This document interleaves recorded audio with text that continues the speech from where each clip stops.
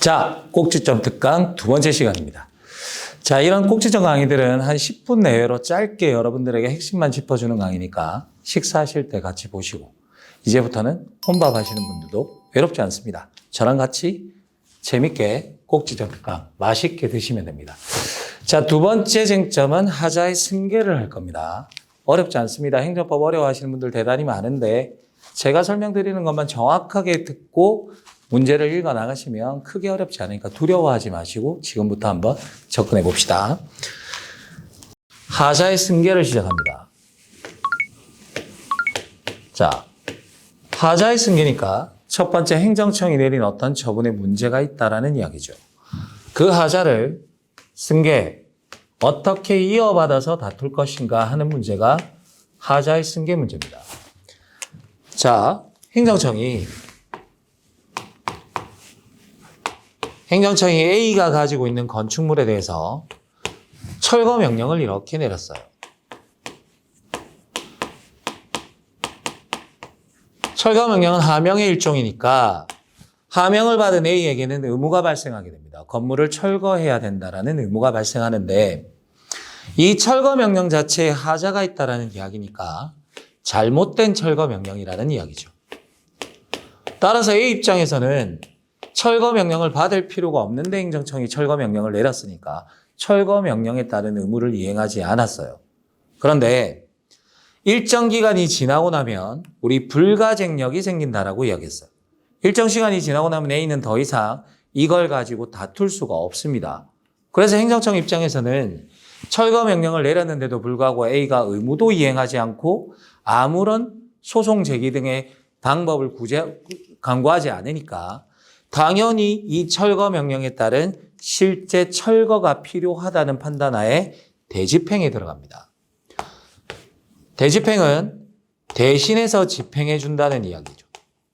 A가 스스로 건축물을 철거하지 않으니까 행정청이 스스로 또는 제3자를 이용해서 대신해서 집행에 들어가는 거죠. 이렇게 대신해서 철거 명령에 대한 철거를 들어갈 때는 일단 알려줍니다. 너 언제까지 철거해야 된다라고 계고를 하는 거죠. 그런데 그때까지 철거를 하지 않으니까 우리가 직접적으로 철거에 들어간다라고 통지를 이렇게 합니다.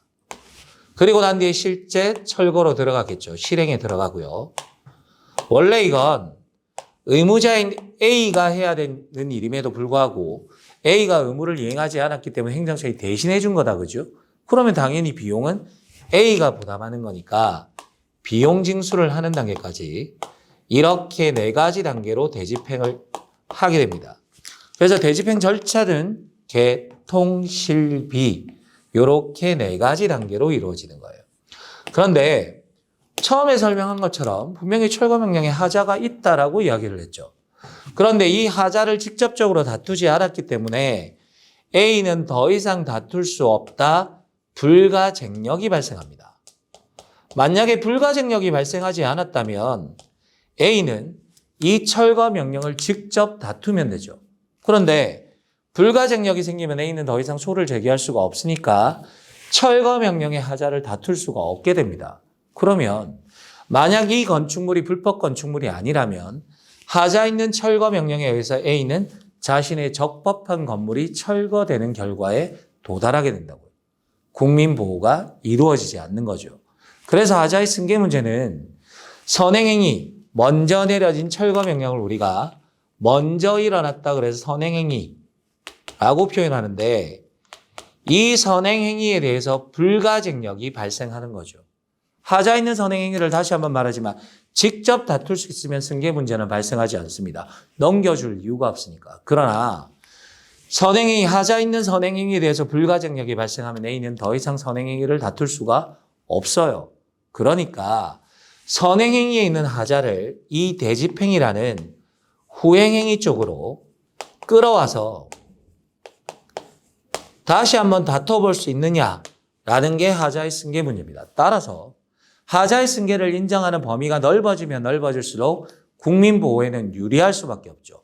더 이상 다툴 수가 없었던 철거 명령의 하자를 뒤에 시간이 흐른 뒤쪽에 후행행위에서도 다시 한번 다투면서 무력화시킬 수 있으니까 A 입장에서는 훨씬 더 국민보호에 유리한 거죠. 그런데 이런 하자의 승계를 모든 행정 영역에 다 인정할 수는 없고요.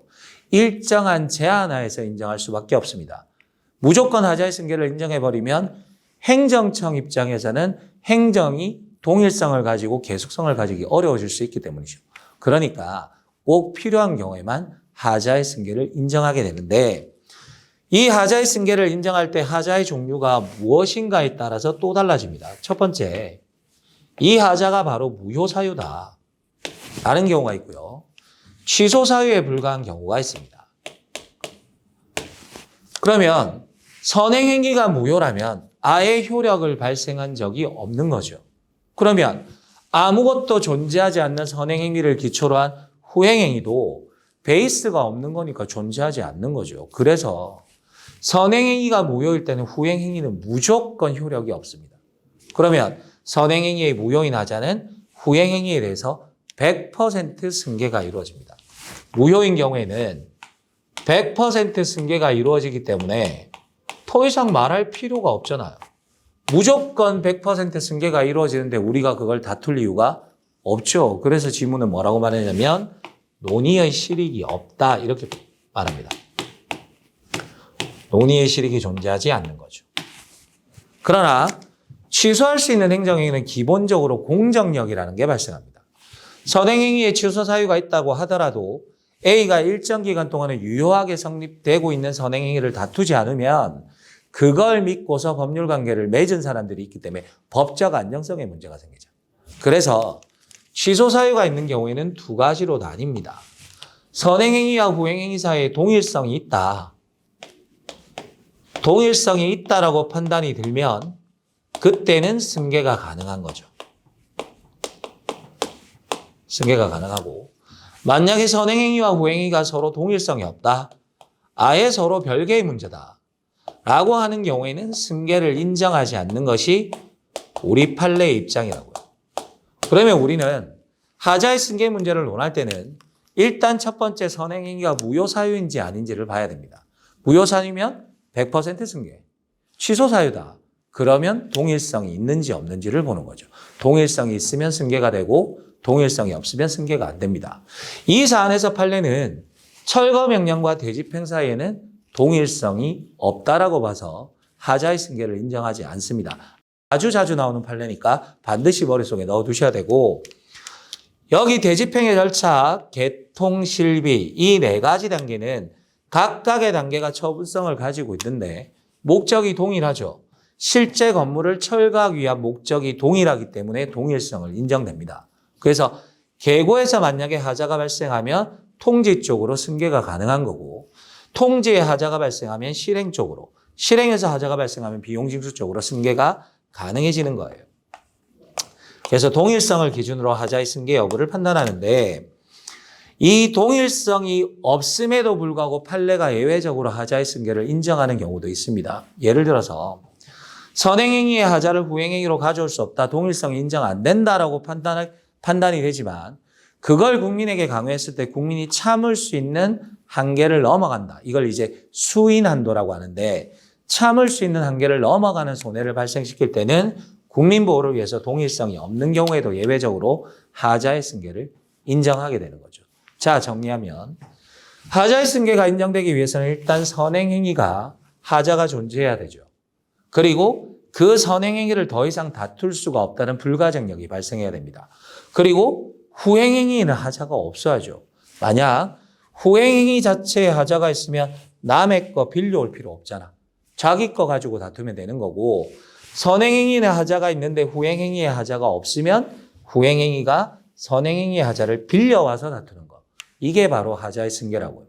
선행행위의 하자가 무효다. 100% 승계가 되니까 논의에 실익이 없다. 말할 필요도 없다는 이야기고 취소사유일 때는 동일성이 있으면 승계 인정, 동일성이 없으면 승계가 인정 안 된다. 다만 동일성이 없어서 승계가 인정이 안 되는 경우도 국민에게 참을 수 없는 손해를 주는 경우에는 예외적으로 하자의 승계를 인정할 수 있다. 이것이 판례 입장이죠. 여기까지 정리하면 하자의 승계 파트의 기본적인 이론은 다 끝나게 됩니다. 이제부터 문제를 한번 보겠습니다.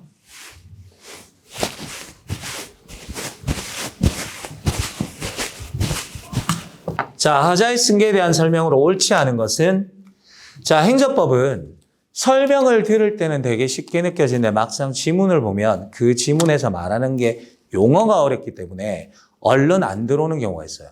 그럴 때는 단락단락 나눠가면서 제가 설명드렸던 부분과 매치시켜가면서 보시면 됩니다. 해봅시다. 선행행위에 무효인 하자가 존재한다라고 돼 있죠. 그러면 방금 설명드린 것처럼 무효인 경우는 동일성 여부 따질 필요 없어요. 무조건 100% 승계입니다. 그래서 하자가 존재하더라도 선행행위와 후행행위가 결합하여 하나의 법적 효과를 목적으로 하는 경우에는 이 말은 동일성이 있는 경우에는 이 말인데 선행행위에 무효가 있을 때는 동일성 따질 필요가 없어요. 필요 없는 말이 나와 있죠. 따라서 뒤쪽을 보시면 하자의 승계에 대한 논의의 실익은 없다니까. 무효인 경우에는 100% 승계가 이루어지기 때문에 말할 필요도 없다고요. 따라서 1번 지문은 틀린 지문으로 이 문제의 정답이 되는 거죠. 두 번째, 적정행정의 유지에 대한 요청에서 나오는 이렇게 나와 있죠. 그럼 적정행정이 뭐냐? 말 그대로 하자 없는 적합한 행정을 하는 겁니다. 그런데 우리가 방금 다뤘던 하자의 승계에서는 선행행위의 하자가 있는데 승계를 인정하지 않으면 하자 있는 행정의 효력이 그대로 발생해버리죠. 적정한 행정이 아니잖아요.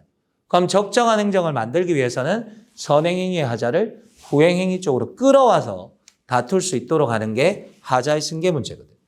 하자의 승계를 인정하면 아까 이야기했던 것처럼 국민 입장에서는 선행행위에 불가증력이 생겨서 더 이상 다툴 수 없다라고 포기할 수밖에 없었던 나의 권리가 후행행위에서 다시 한번 다퉈볼 수 있게 되니까 국민 보호에 아주 유리해지는 거죠.